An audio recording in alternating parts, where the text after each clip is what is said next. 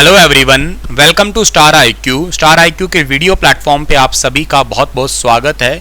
5 अगस्त 2022 के Haryana current affair फटाफट हम लोग पढ़ लेते हैं, जानते हैं 5 अगस्त 2022 की इंपॉर्टेंट सी सुर्खियां। दोस्तों, आप लोगों ने स्टार आईक्यू अगर चैनल को सब्सक्राइब नहीं किया है तो कर लेना। और राउत नाच किस प्रदेश के आदिवासी समुदाय का नृत्य है, ये आपसे मैंने कल पूछा था। इस सवाल का सही आंसर रहेगा छत्तीसगढ़, यानी कि ऑप्शन नंबर डी जो है इस सवाल का बिल्कुल ठीक था। राउत नाच छत्तीसगढ़ के आदिवासी समुदाय का एक लोक नृत्य है। यह दिवाली के बाद देव उठनी एकादशी के त्यौहार पर जो है ना वो मनाया जाता है और ये मुख्य रूप से यादवों द्वारा जो है ना किया जाता है। छत्तीसगढ़ की राजधानी क्या है? नया रायपुर, और इसका नाम बदल के अटल नगर कर दिया। मुख्यमंत्री का नाम क्या है? भूपेश बघेल है, याद रखिएगा आप लोग। राज्यपाल कौन है छत्तीसगढ़ के? कमेंट करके बताइएगा। परस्पर सहयोग और द्विपक्षीय संबंधों को मजबूत करने के उद्देश्य से हरियाणा सरकार और किस देश की सरकार ने फ्रेमवर्क फॉर कोलैबोरेशन पर हस्ताक्षर किए हैं? तो फ्रेमवर्क फॉर कोलैबोरेशन FFC पर हस्ताक्षर किए हैं हरियाणा और के साथ में उज्बेकिस्तान ने, यानी कि ऑप्शन नंबर सी जो है इस सवाल का वो बिल्कुल ठीक रहेगा।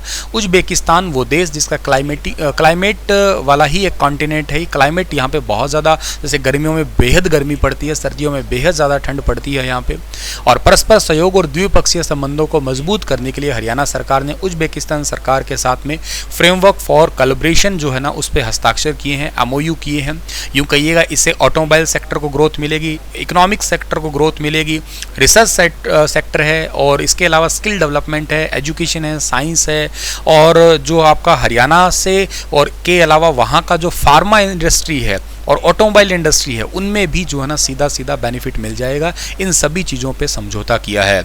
हरियाणा सरकार की ओर से विदेश सहयोग विभाग के प्रधान सचिव योगेंद्र चौधरी और उज्बेकिस्तान गणराज्य के फरगना क्षेत्र के उपराज्यपाल इकबाल जॉन, उन दोनों ने समझौता किया है, इस पे हस्ताक्षर किए। उज्बेकिस्तान आपको ये मैप में दिख रहा होगा, पास में तुर्कमेनिस्तान है, तजाकिस्तान है, किर्गिस्तान है, ठीक है। यहाँ की राजधानी क्या है? ताशकंद है, याद रखना। और करेंसी क्या है यहाँ की? उज्बेकिस्तानी सोम है। अगला क्वेश्चन है कि हरियाणा सरकार ने अगले 5 साल के लिए कितने नए स्टार्टअप स्थापित करने का लक्ष्य रखा है? तो हरियाणा गवर्नमेंट ने अगले 5 साल के लिए टोटल 5000 नए स्टार्टअप करने का लक्ष्य रखा है। स्टार्टअप नीति जिससे हरियाणा के अंदर बेनिफिट ये होगा कि एक प्रकार से ईज ऑफ डूइंग बिजनेस है वो बढ़ जाएगा। इसके अलावा हरियाणा क्या है कि जो खुद का नया स्टार्टअप करेगा उसको हर साल 26 जनवरी को उद्यमी अवार्ड भी देगा। ये भी याद रखना आप लोग, जो ITI पास करके और जो अपना बढ़िया स्टार्टअप करता है उसके लिए उद्यमी अवार्ड दिया जाएगा हर साल 26 जनवरी को, ये बात भी याद रखना। हरियाणा के किस क्षेत्र के विधायक ने भी रिसेंटली इस्तीफा दिया है? तो खैर ये तो न्यूज़ बहुत चर्चा की हो गई है। आदमपुर के विधायक कुलदीप बिश्नोई ने जो है ना इस्तीफा दिया है, और जैसे ही इस्तीफा मिला तुरंत हरियाणा के मुख्य सचिव जिनका नाम है संजीव कौशल, इन्होंने जो है ना एक पुल के लिए मंजूरी दे दी है आदमपुर में। तो कुलदीप बिश्नोई और रेणुका, इन दोनों ने जो है ना ज्वाइन कर ली है BJP को। कांग्रेस को छोड़ा और BJP में आ गए। BJP में आते ही जो है ना ये यूँ कहिएगा कि अभी आदमपुर के लिए तो पुल का तो निर्माण की तो घोषणा हो ही गई है। इसके अलावा जो है ना जब इन्होंने BJP को ज्वाइन किया तो केंद्रीय मंत्री गजेंद्र सिंह शेखावत, हरियाणा के मुख्यमंत्री मनोहर लाल खट्टर, पार्टी महासचिव अरुण सिंह, राज्यसभा सदस्य अनिल बलूनी और बहुत सारे और भी BJP के अध्यक्ष थे, उनके साथ ही जो है ना इन्होंने BJP को ज्वाइन किया है, यानी कि भारतीय जनता पार्टी को। तो कोई शर्त वगैरह तो थी नहीं, सीधा ही ज्वाइन कर लिया। और वो होने वाले हैं आदमपुर के दोबारा उपचुनाव, और आपका हरियाणा का CET का एग्ज़ाम है ना वो थोड़ा और आगे एक्सटेंड हो गए, नवंबर तक होने की बात हो रही है, ऐसा कयास है। किस जिले की पुलिस को हेल्थ ATM मशीन उपलब्ध करवाई गई है? काफ़ी इंपॉर्टेंट क्वेश्चन है ये वाला। जैसे गुरुग्राम के अंदर एक ग्रेन ATM आया था, वो एग्जाम में क्वेश्चन पूछा गया था, ऐसे ही ये इंपॉर्टेंट है। पुलिस को हेल्थ ATM मशीन मिली है अंबाला जिले की, यानी कि ऑप्शन नंबर ए जो है इस सवाल का ठीक है। अंबाला के अंदर जो हरियाणा के गृह मंत्री और स्वास्थ्य मंत्री है अनिल विज, इन्होंने इस मशीन को उपलब्ध करवाया है। 35 साल से अधिक आयु के जितने भी पुलिसकर्मी हैं उनका 2 साल के अंदर मेडिकल चेकअप होना अनिवार्य है, और ये मेडिकल बिल्कुल फ्री में होने वाला है।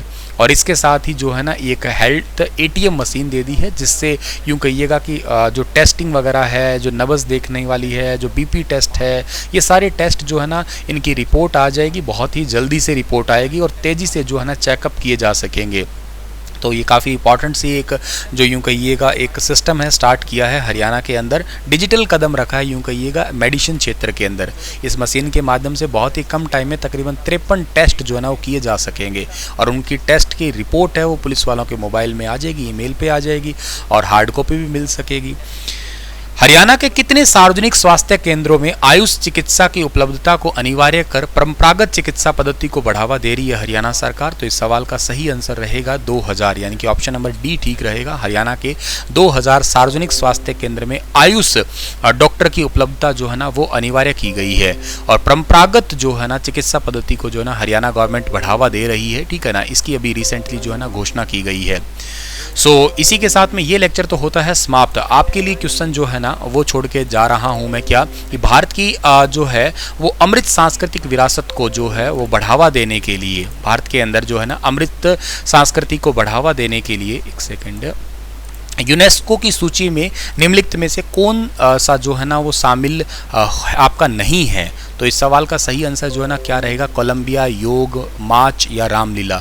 बताइएगा इसके बारे में आप लोग विस्तार से, ठीक है ना। कल फिर हाजिर होने वाला हूँ लेटेस्ट अपडेट के साथ में, तब तक के लिए अपना ख्याल रखना। धन्यवाद।